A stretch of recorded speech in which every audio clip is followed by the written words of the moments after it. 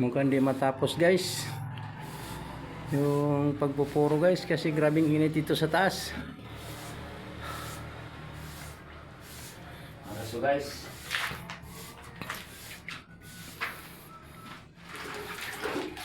ito naman guys,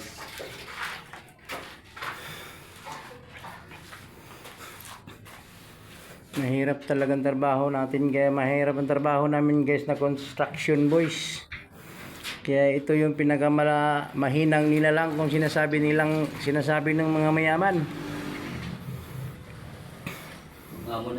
Sabi niya.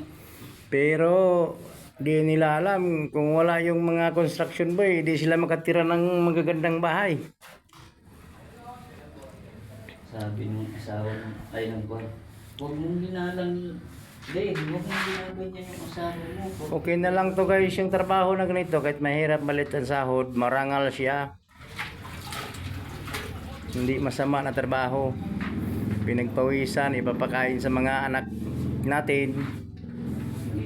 Kahit maliit lang ang sahod, masaya naman pag salusaluhan ng mga pamilya pag tuwing Sabado pag makabili ng ulam.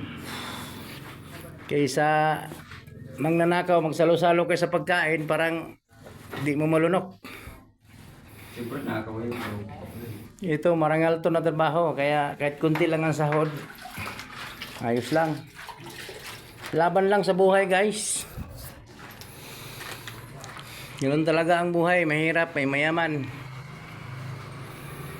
Kaya pa-share and like and comment naman dito guys, para makatulong naman lang sa amin guys. Salamat.